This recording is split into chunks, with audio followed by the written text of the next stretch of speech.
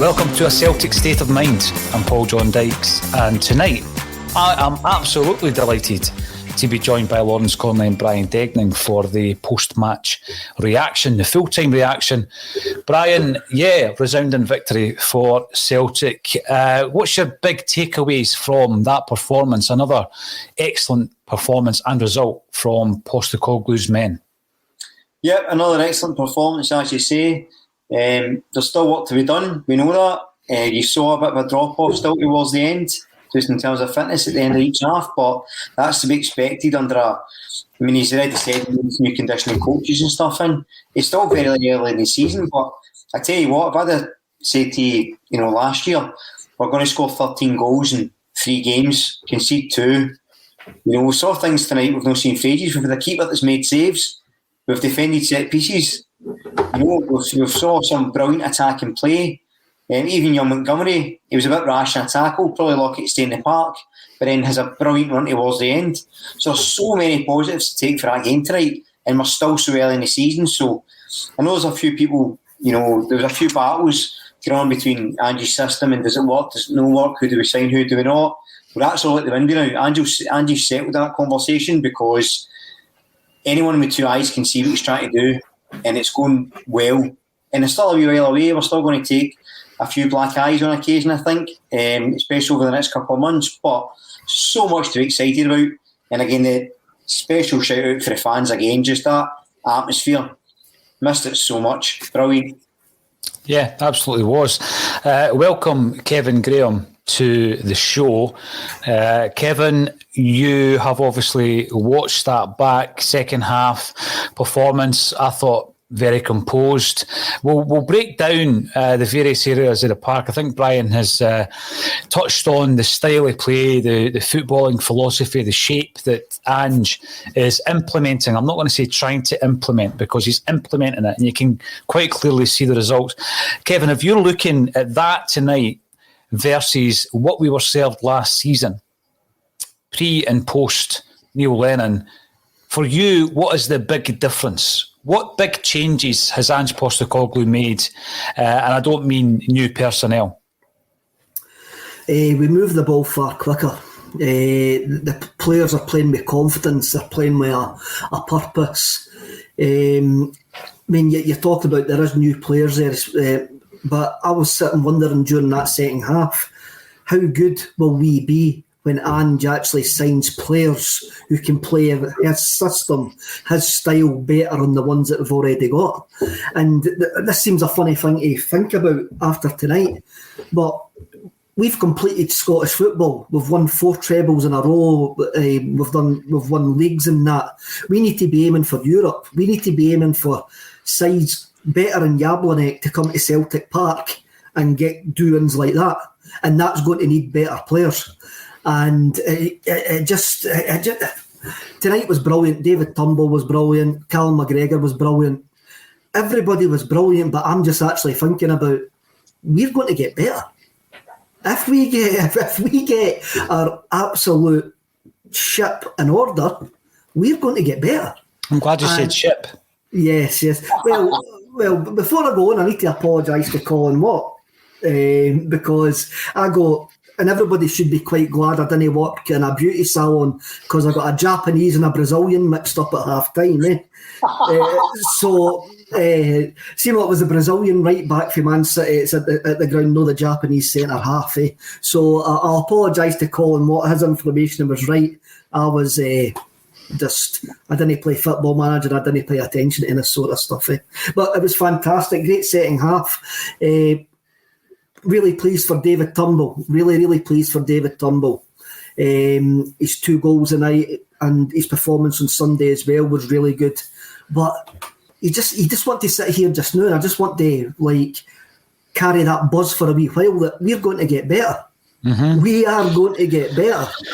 Well, see, on that point, right, and Jungle Lion comes in. Welcome to the show, Jungle Lion. The swagger is back.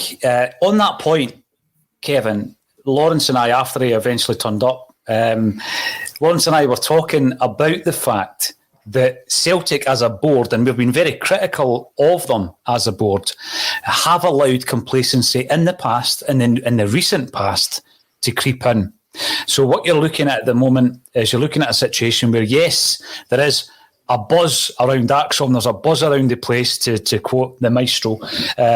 However, we can't get too carried away with that. We can't look across the city and say, right, they've lost 3 games, we've won 3 games. That means it's flipped. Let's not let complacency creep in. We still, as you say, we need to get the bodies in that are required, because I think the prospect, Lawrence Connolly, of getting 2 or 3 more additions of a higher quality, the prospect's actually quite frightening once Ange Ball really kicks into effect, Lawrence. No, definitely. Listen, this team's still getting to know each other. But when we're talking off air as well, we've got 2 fullbacks, 22 and 23, who've been taking a lot of stick from the Celtic support. And we've now got a manager who actually came out and said in midweek, I'm really happy with these two fullbacks, the effort they're putting in, what they're doing, the progress they're making. It's nice to have a manager coming out and defending these players like that and maybe saying to the sport, look, these guys are actually doing okay. But Taylor's made one of Turnball's goals. Ralston's putting another cracking shift. It's refreshing, and whether I think we need another right back because we've only got one. But how's it going to get Tony out of that position? It's great to see it. The thing is, though, Lawrence, we can't let the board see that and think that's good enough. Mm-hmm. Although, totally. I mean, we were talking kind of. My worry is the board will look across the city and go, you know what? They might have to sell some players, and do we really need to fund some more players here, or can we just go with what we've got? That's my kind of bigger worry rather than that. But I think Ange is maybe the manager that will call them out on it. That's why we're in this mess in the first place. Oh, totally. I think Ange will call them out. Yeah, keeping just one tiny bit ahead of the opposition in Scotland has been one of the biggest issues, Kevin, the complacency setting in. Set your own standards. And I think we've said before in Axom, set the standards on a European level and a domestic football will look after itself. Mm-hmm. Now, Owen McGrandall's a regular contributor to Axom. Welcome back. You're watching on YouTube. Fantastic attacking play. Fans been well rewarded tonight for their loyalty. I must say, though, a few people have been tweeting me, Kevin, to say that they didn't even get into the game due to validation issues on season tickets. Have you seen any of that on the socials? I have seen that, and look, I'm not surprised. The shambles at the ticketing services at Celtic Park. I mean, there was also a problem yesterday with the Home Cup ticket scheme, where a lot of folks' direct debits didn't come off and they've been took off the scheme. So it's just another shambles. It's just, there's a lot of things up in the background that Celtic have been banging on about for months and months. The place needs gutted from top to bottom. And while it's great as winning, we can't get complacent. Complacency's got us here. For a decade, we've rewarded failure at the highest level. Our highest level is Europe, our highest level is the Champions League. We need to aim to get back there. And even though the night's brilliant in that, we need better players to get back there. And I'm so pleased for all the players tonight. I love all the players tonight. But if we want to progress, there's some guys in that team that won't be. They're here at the start of Ange Ball, but I'll be very surprised if they're there at the end of Ange Ball. Ange Ball. Brian, I'm going to come to you. Sean Keogh brings up the fact that our midfield trio is quality, and I don't disagree with that. My only concern was that I felt Turnball and Rogic probably tired a wee bit. 65 minutes plus, they started tiring. And the issue with that, man of the match performance, couple of brilliant goals from Turnball, but his distribution is affected once he starts tiring. Is that still a concern for you? Yes and no. As I say, I think, Ange touched on it himself. He says he needs new conditioning coaches in. He needs, a bit more, and it is reasonably early in the season.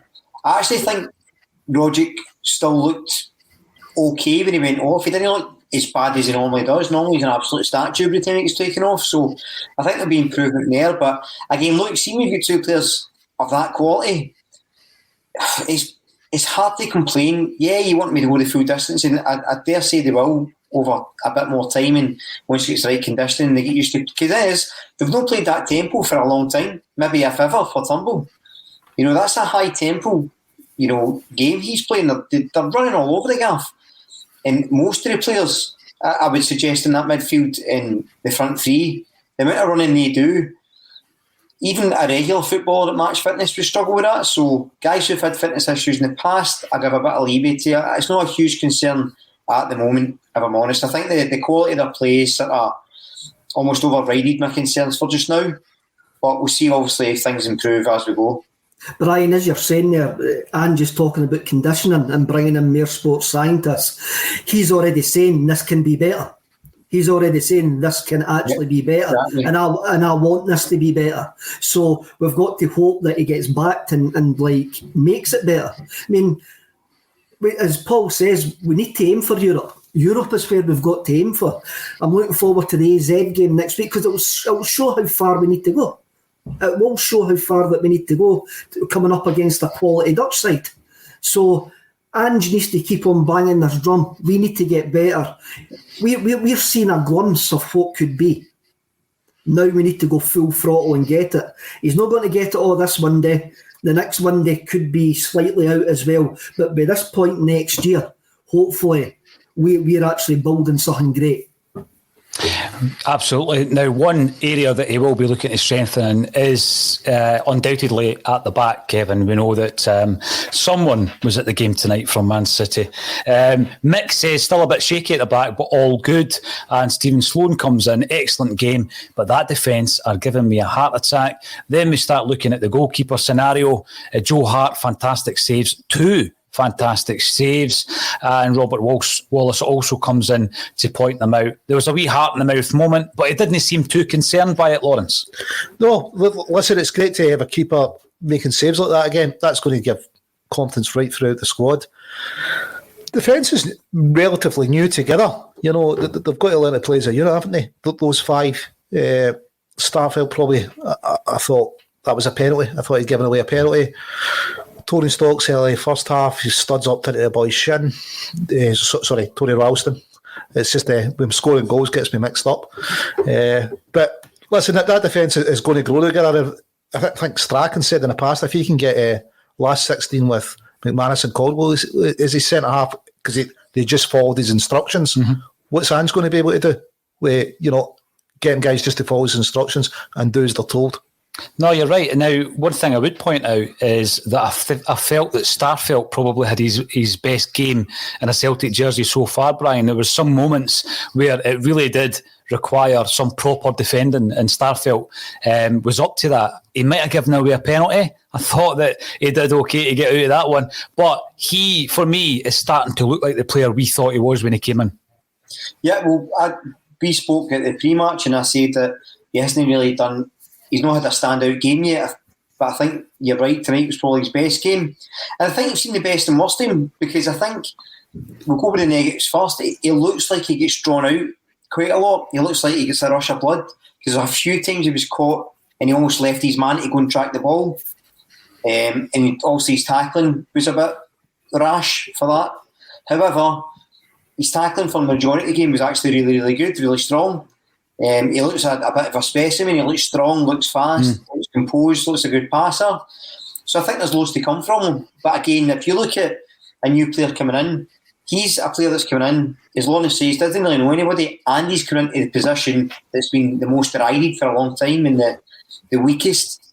So, he's going to take him a bit of time, but we can look at the defence and we can say, yeah, it was a bit shaky, but still 2 clean sheets.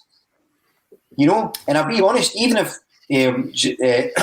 Jablonec had taken their chances, if they had taken another chance, he'd have still got them. So, yeah, you want a bit tighter, but the difference is, any of these mistakes would have been punished. We defended every set piece pretty comfortably for me tonight. Yeah, there was a couple of gaps, but the defenders get back. Joe Hart made a couple of big saves. Shaky, but steady for the moment, and it's only going to get better, as Kev said at the start. So I would find it hard to be critical tonight, if I'm honest. You could see they were starting to get an understanding. There was one Starfelt went up with their centre. Starfelt wins the head and cushions back to Welsh, who's about 10 yards away, and you're going, you know what? Those two are starting to get their distances right. One's when it dropped into sweep, one's went up, won the head and dropped it back to the other centre half. So I think it is just time playing together that'll get them more used to each other and where they need to be in the park, won't it? Yeah. Yeah, absolutely. And again, I am going to be pulling from the comments. We are being watched live by over 1,600 on such destinations and platforms, Kevin, as one of your favourites, Twitch, LinkedIn, Twitter, YouTube and Facebook. So we really are pushing the boat out. Gary, welcome to the show. Gary's a big Celtic man, travels to the games from London, and he pipes in to say great performance, fantastic noise and a huddle as well. Hail, hail, we are back. Gary came up as a young Celtic man in his teenage years, went to the front door of Celtic, and who welcomed him in but Jock Stein. Jock Stein welcomed him into the stadium, gave him a wee tour of the stadium, and he has never stopped coming back since. Unbelievable. So it was great. Hopefully you were at that game, and if so, Gary, you're doing well and you enjoyed it. Now, when we're looking at Tommy Roderick, I wasn't being critical of him, Kevin, because I'll tell you what, when he was in the mood for that first 50, 60 minutes, what a player he can be. It's majestic to watch. He's like a ballet dancer, and just he can do things with a ball that other people can't. And it's a shame that we only seem to get 50, 60 minutes out of him. And there was a stat at the weekend, that was his first goal at Celtic Park in a competitive game in 3 seasons. And that is an amazing stat when you actually think about it. You know what he can do. When he's in the mood on nights like this, you know what he can do. I just hope we can keep him fit this season. It looks like he's wanting to put a shift in as well. It looks like he knows that he's got to press, that he's got to keep on moving. When you've got Turnball and him who can feed Furuhashi, and we need to learn to start playing the balls quicker, because the wee man's going to get onto them. We didn't need to hang on to the ball for that extra split second. The wee man's going to get there, eh? Just going back to the point you were making about the defence. I think the way that we play football, our defence is never going to be as solid as a safe in a Las Vegas casino. We're going to give up chances, and I think that's something that we're just going to need to accept. If we want this style of football, we are going to give up chances. I think Starfelt has settled well. I love the fact that he just puts his foot in and he'll boot the ball out. There's a bit of, if you go to the cliche, there's a bit of the no-nonsense defender about him. He'll just boot it, he'll tackle. He's got a bit of... Tony Mowbray, that's what you're looking for, mate. He's got a bit of the Tony Mowbray about him. Oh, I was going to say Big Johan, but maybe that's just the Swedish thing. Covering my mind. I think that is. Covering my mind there, eh? But we've got Tam there. Tam's an experienced player now, one of the experienced players in the team, and he's got to show that experience when called on. James McCarthy must be looking at that going, wow, I'm going to need to do well to get into that side. And when you look at that midfield three tonight, again, Callum McGregor was utterly fantastic. I can't believe that we were doubting him. Look, it's early days. We might still get a few safe faces yet. There is going to be a couple of dodgy performances on the way. There could be ones in the next couple of weeks. There could be one on Sunday. But we've got to trust where it looks like we're going, or where it's shown where we could be going in the last couple of games. We've got to trust that and just keep on believing that if you give hands the tools, we're going to be watching something spectacular. Now, just for the benefit of the tape, I wasn't actually comparing Tony Mowbray to Carl Starfelt. He reminds me of Big Mogger, the way he moves about that park. I've said it before and I'll stick to that. Paddy McEnroy Lawrence comes in to say Kyogo not getting supply quickly enough, went wide a bit too often. It's something we spoke about in the first half. Again, are we just getting used to a level of movement that for the last 18 months we're not really accustomed to? Well, we've not really had anyone leading the line and showing desire to lead the line and making those runs like they should. So the players will maybe get used to holding the ball a bit. And whereas, Kevin said it, we need to get release the ball quicker. Kyogo is going to be looking for it quick all the time.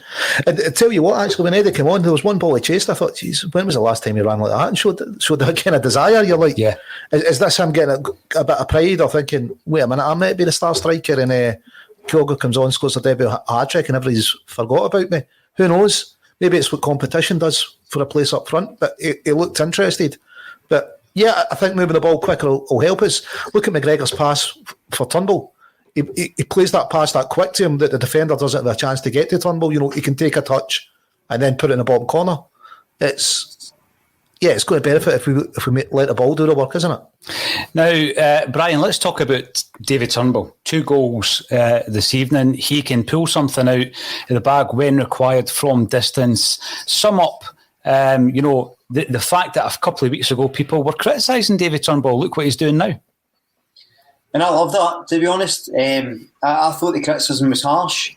I understood the criticism. I still thought it was harsh because I think maybe he was unsure of his role in a way. I think he seemed to almost try to do what Callum McGregor does. He was sort of chasing down and trying to make the quick passes, whereas actually sitting that deeper role. And I wrongly quoted John Hartson. I should have quoted Laura B. So Laura, apologies, but playing that quarterback role, I think really suits him. And I realise he got his first goal for an overload before anybody shouts at me, but I think that really suits his play, just having that composure to pass and link it up. And he's got that. He can just do things that other people can't. Even the way a few times tonight he tried to do sort of lob passes and flicks with outside his boot and stuff like that. And it didn't quite come off at times.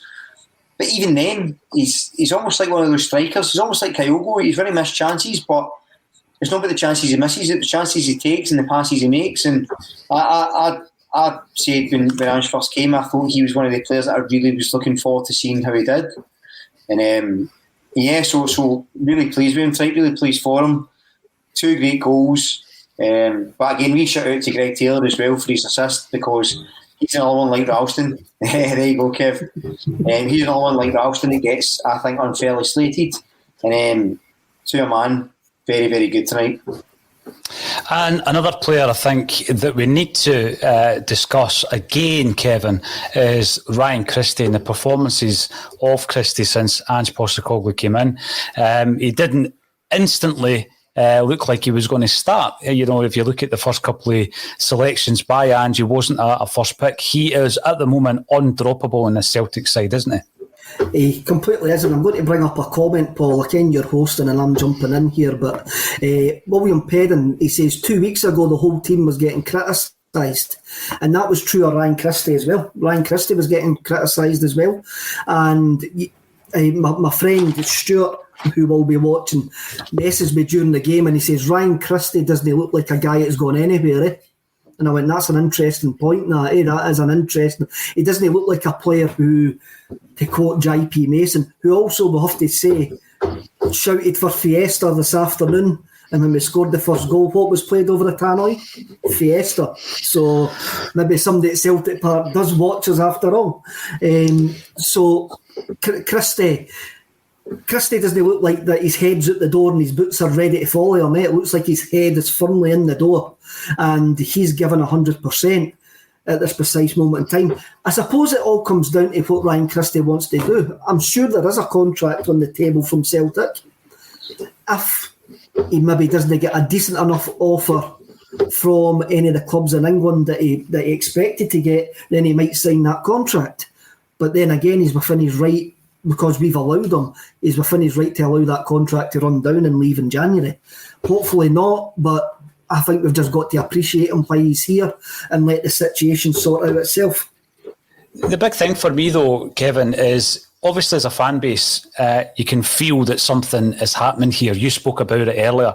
You spoke about the fact that there might be blips in the road. We've already had a blip. And there might be a few more, but the board have to believe in Ange, the fan base have to believe in Ange. Imagine coming to your work in any kind of style of work, in any workplace, and being unhappy for 18 months or a year, and then all of a sudden somebody comes in and reignites your passion for not only the game but for the club that you're playing for, and you actually maybe look at that situation and say, you know what, if I get an improved offer, I'll sign, because if that club down south want me and I have a good season, the move might still happen.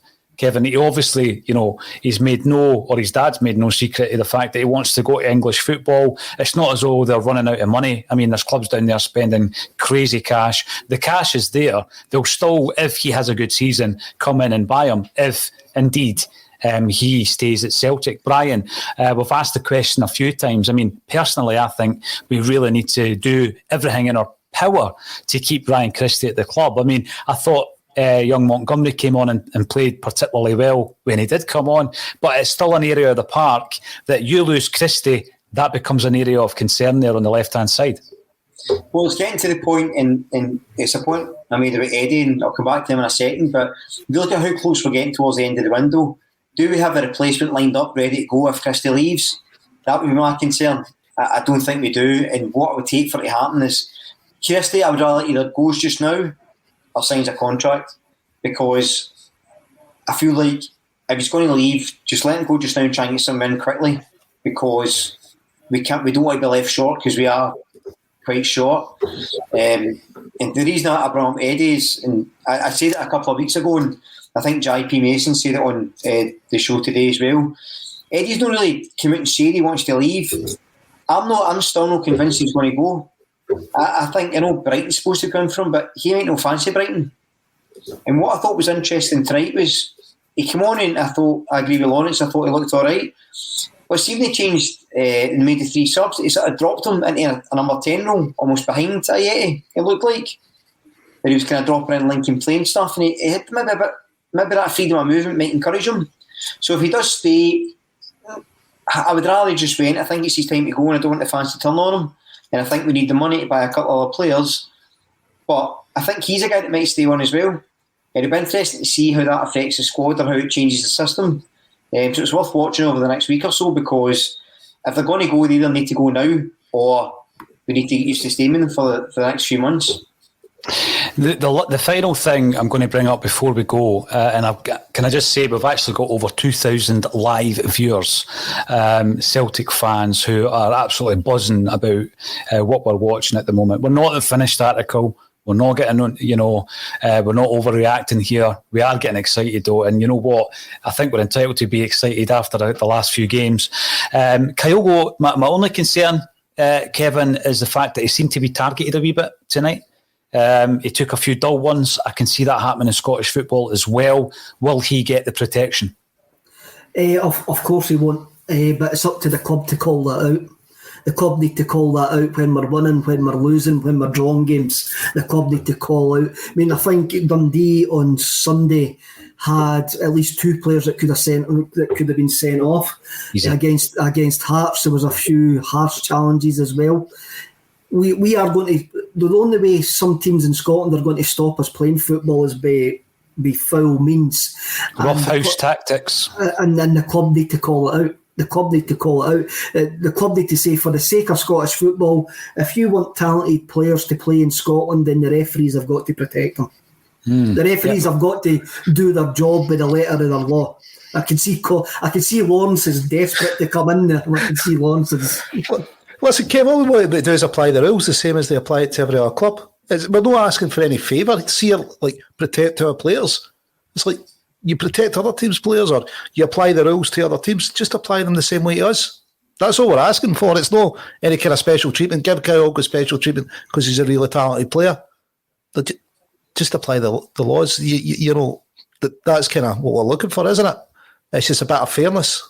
Absolutely. For the last 12 months or so, Celtic State of Mind has had to cover quite a few lows. I mean, coming on directly after a defeat, any kind of defeat, but a heavy defeat in Europe or a heavy defeat against Rangers has not been easy. Tonight, we have enjoyed it. There's 2,000 plus Celtic fans on the stream enjoying it and getting involved in the comments. Thanks to everybody for getting involved on Twitter and YouTube, Facebook, Twitch, LinkedIn, various other places. We're all over the place, and that's what it's all about. We will continue to cover every kick of the ball. All that's left for me to say is thank you, Kevin Graham, Brian Degning and Lawrence Connolly for joining us once again on A Celtic State of Mind.